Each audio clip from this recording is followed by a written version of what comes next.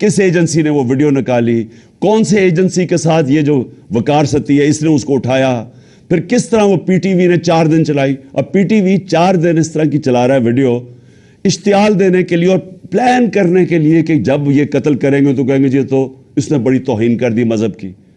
और उसके बाद ये जो नून लीग की ये जो वो दोनों मरियम, दोनों झूठी, और फिर ये जो जावेद लतीफ़, इन्होंने जो प्रेस कॉन्फ्रेंस करते हैं, मैं तब से लगा हुआ हूं कहने कि इनका प्लान बना हुआ था कुछ और। इनको कोई दीन से ताल्लुक नहीं है।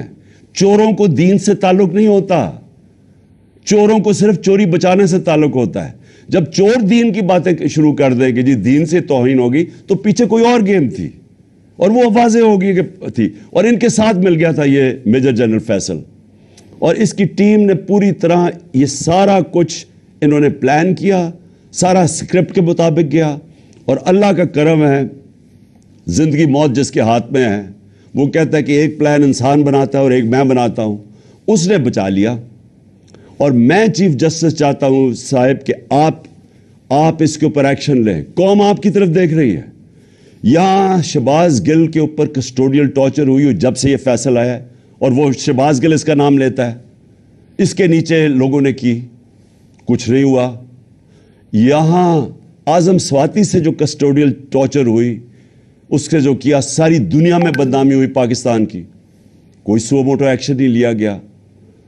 और जब आजम स्वाति की वो जो वीडियो कैसेट निकला है, एक यानी मुल्क सोचता है कि हम इससे नीचे गिर सकते हैं।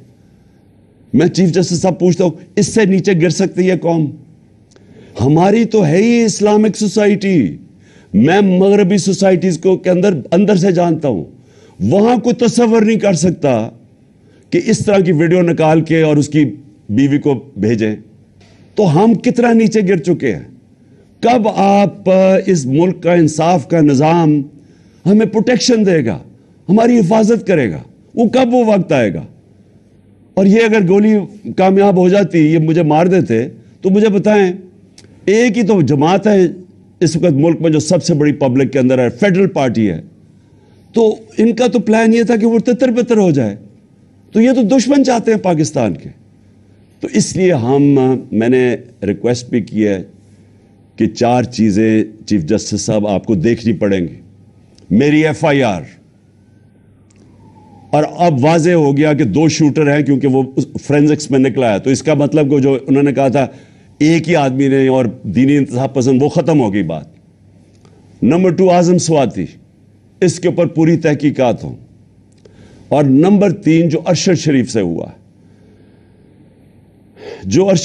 हुआ है, जो वीडियो दिखाई गई है टीवी प्रोग्राम पे कल, मेरा पहला सवाल यह है कि एक टीवी एंकर के पास कैसे वीडियो आ गई, जबकि उसकी वालदा जो पोस्टमार्टम के रिजल्ट्स मांग रही हैं उनके पास तो नहीं आई, टीवी एंकर के पास कैसे आ गई? और मेरा नंबर 2 सवाल यह है जो कि कौन इसकी तहकीकात करेगा?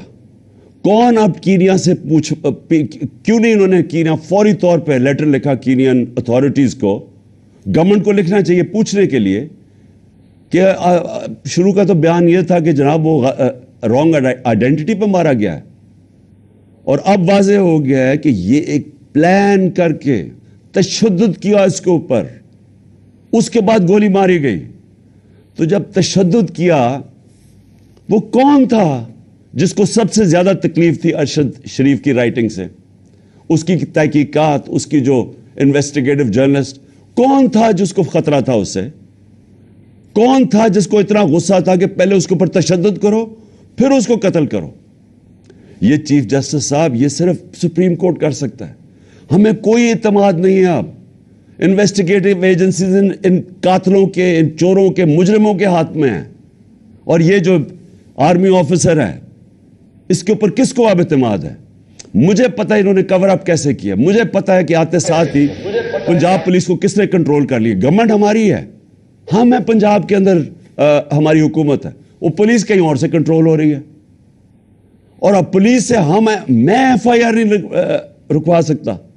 और फिर कौन से, किसने जाके उसकी टेप रिलीज की? ये कौन सी दुनिया में होता है? हम सर बनाना रिपब्लिक बनने जा रहे हैं। बनाना रिपब्लिक के अंदर ادھر کوئی انصاف نہیں ہوتا، اس لیے وہ بنانا ریپبلک ہے. وہاں جنگل کا قانون ہوتا ہے، اور یہ جنگل کا قانون بننے جا رہا ہے. اور اس وقت یہ ملک کو بچانا ہے آپ نے. دیکھیں ملک اس وقت اداروں کے اندر، قوم جو ہے وہ اداروں کے اندر اعتماد کھو بیٹھی ہے. اس کو بحال کرنے کی ضرورت ہے. ملک اداروں کے بغیر نہیں چلتا، ادارے ملک کو چلاتے ہیں. مغرب میں اور ہمارے میں اور ڈیولپڈ ملک اور غریب ملکوں میں فرق ہی یہ ہے کہ ان کے ادارے مضبوط ہیں، کوئی قانون سے اوپر نہیں ہے. یہاں مذاق بنا ہوا ہے کہ جی ایک آپ نے آفیسر کے اوپر ہاتھ رکھ جی ڈی جی آئی ساری فوج کو بدنام کر دیا. یعنی یہ اگر سوچ آ جائے جس معاشرے میں، مجھے بتائیں اس سے زیادہ تو دشمن اداروں کا اور ملک کا ہو ہی نہیں سکتا کہ جی ہمارے ادارے کا نام ہی نہ لیں. میں کہہ رہا ہوں کہ یہ پیچھے تھا فیصل، مجھے پتا اس نے سارا کروایا ہے، مجھے پتا اس نے ماسٹر مائنڈ کیا سب کچھ. کیونکہ مجھے تو، میں 3.5 سال پرائم منسٹر تھا، میرے نیچے تھی ایجنسیز، مجھے پتا کیسے چلتی ہیں ایجنسیز، مجھے اندر سے انفارمیشن آ رہی تھی. اور میں اگر پرائم منسٹر، ملک کا ex prime minister FIR register نہیں کر سکتا، اور اگر یہ کہنا کہ جی عمران اپنا سیاست چمکانے کے لیے کر رہا ہے، مجھے سیاست چمکانے کے لیے یہ کرنے کی ضرورت نہیں ہے. اس وقت سارے پاکستان کے اندر کہیں چلے جائیں، ایک اگر پارٹی کبھی بھی اتنی مقبول ہوئی ہے پاکستان کی تاریخ میں، وہ آج یہ پارٹی ہے. اور وہ یہ نہیں کہ میں نے کوئی بڑے کارنامے دیے ہیں، وہ ان چوروں کو دیکھ کے قوم ہماری طرف آ گئی ہے. اور اسی لیے ہمیں ضرورت نہیں پڑی کہ کسی کے اوپر الزام لگائیں تاکہ میری سیاست اوپر چلی جائے.